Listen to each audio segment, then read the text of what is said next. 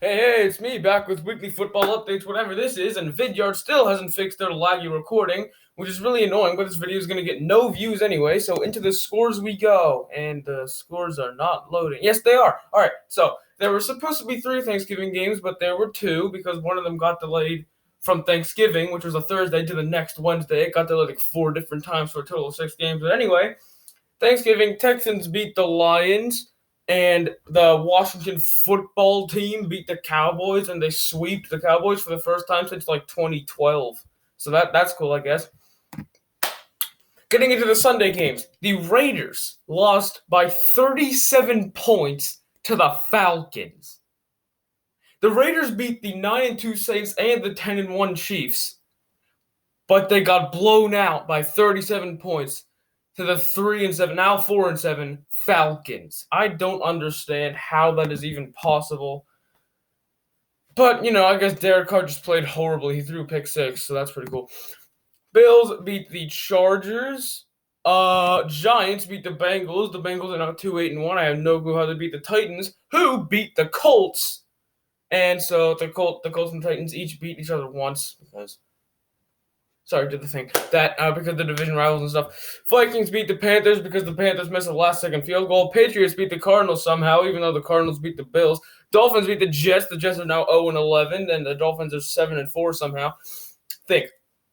Last season, what if I told you that at this point in the season, the Dolphins have a better record than the Ravens?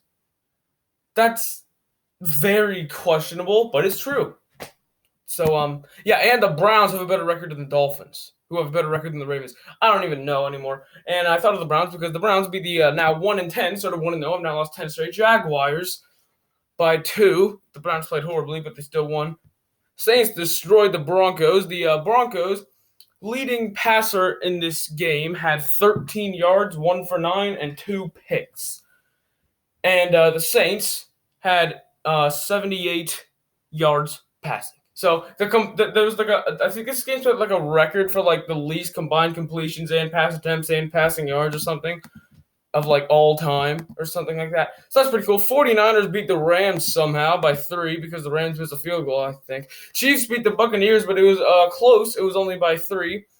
Packers beat the Bears. The Bears are 5-1. They're now 5-6, lost 5 straight. And the Eagles on Monday. It's not. Why is it not scrolling down? Oh my god. Okay, the Seahawks beat the Eagles, but that was also closer than I would think. And the Steelers, finally, on the game that was delayed like 5 times, beat the now 6-5 Ravens, but the Ravens are probably going to win out because their schedule is really easy. And so, yes, to the stats we go. It's just so bad how laggy this is. Like, Vidya just decides to randomly lag one day for absolutely no reason.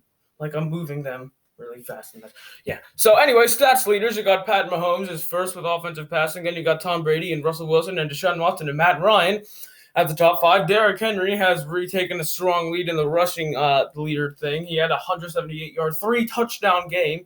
He's on my fantasy team, but I still lost because my team sucks because Todd Gurley was out. So I had to start Damian Harris, who scored like 3 points. Anyway, next up you got Dalvin Cook. And those 2 are the only 2 that have passed 1,000 still. And then after him, you got James Robinson, Ronald Jones, and Josh Jacobs. Receiving leaders. 2 people have crossed 1,000 receiving yards. They are DK Metcalf and Tyreek Hill, who had a 269-yard, 3-touchdown game, 58 fantasy points. That's pretty good. Then you got Travis Kelce, who's third, and two of the top 3 receiving leaders are on the Chiefs, and one of which is a tight end. Then you got DeAndre Hopkins and Terry McLaurin. Tackles leaders: Zach Cunningham, Devin White, Eric Kendricks, Blake Martinez, and Roquan Smith. TJ Watt is now leading the league in sacks. He has 11. Then you got Aaron Donald with 10. And then Trey Hendrickson, Myles Garrett, and Zadarius Smith are the next 3. Interception leaders: Xavier Howard with 7, J.C. Jackson with 6, no one with 5, Justin Simmons, Kendall Fuller, and Carlton Davis, and probably some other people that aren't showing up because they don't show the top 5 with 4 interceptions. So, yes, this has been this edition of Weekly Football Updates. These videos keep getting shorter and shorter for some reason. Because, anyway, this has been this thing. Don't subscribe, and goodbye.